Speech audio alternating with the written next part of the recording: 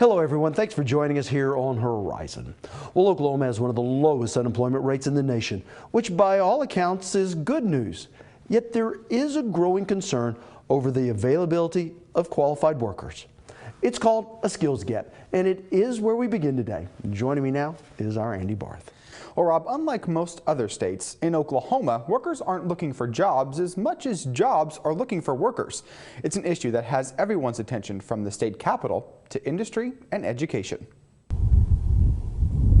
Energy and manufacturing, both key players in today's economy.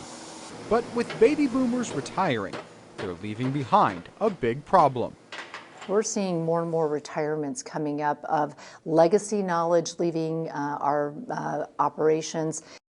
ITC Transmission is a Kansas-based company that's expanding into Oklahoma. And President Kristine Schmidt says while the industry is growing, its workforce is not. So our frontline technicians, our frontline construction workers, etc., welders, they're all starting to retire, and we're needing more and more young people to go into those type of skilled positions.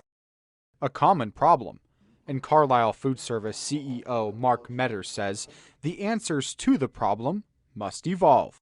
Obviously, the solutions that are in place today aren't working for us.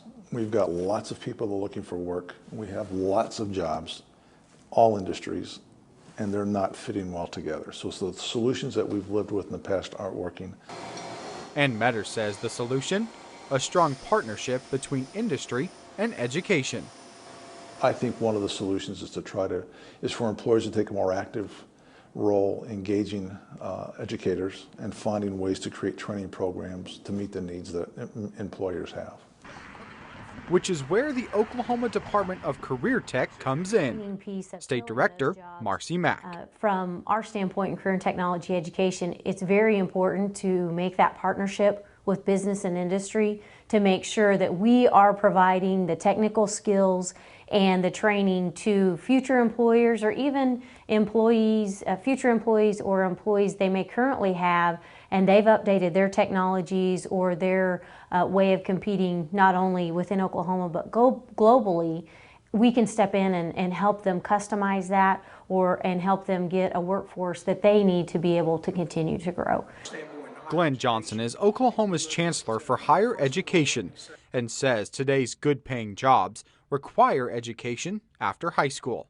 The data shows that over 90% of the fastest growing jobs in this new knowledge-based economy will be jobs that require some post-secondary education or ultimately even a bachelor's degree. And while education is imperative, Meadors says students must know that a CEO is not an entry-level position.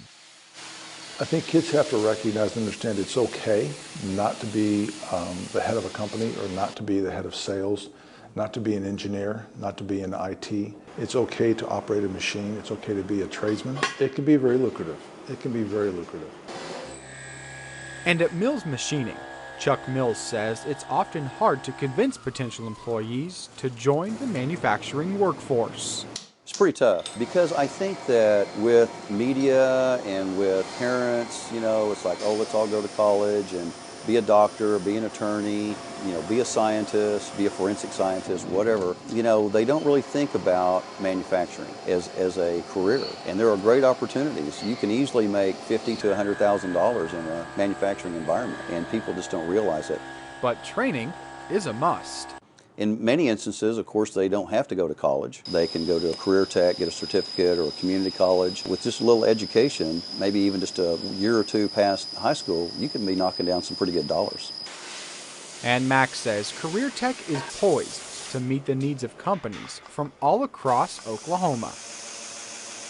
It is diverse across the state, so we want to make sure that we're getting that local perspective of how we can fill that skills gap.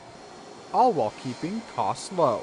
Our average tuition per hour is anywhere from $1.75 to $2.20 for an adult student who wants to come back and obtain technical skills or continue out of high school to obtain technical skills. We're fortunate that high school students can come to a technology center or be in career and technology education at no cost. It's free public education for them to obtain those skill sets. Skill sets, Meadors says, are lacking in the state. In our particular company here in Oklahoma City, we're having trouble finding people with enough skills to do changes of our machinery for us. So we need to change molds as our product changes. We've had to go outside the state to hire the last 5 positions, which is not something we like to do. All the more reason, Johnson says, to have a quality post-secondary education.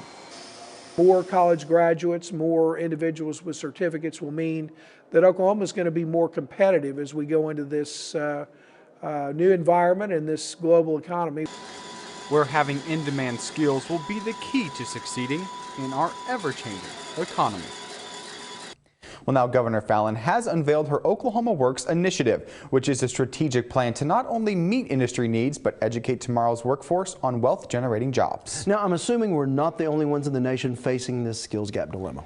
We're not, Rob, but our situation is unlike most other states. Our low unemployment rate creates a low supply of skilled labor. Now, that could have long-term effects because it could discourage outside business coming into the state or slow the local growth of business because of the lack of skilled labor. All right, thank you so much, Andy. You're welcome, Rob. Now, when we return, we will look at a new industry initiative to fill the skills gap.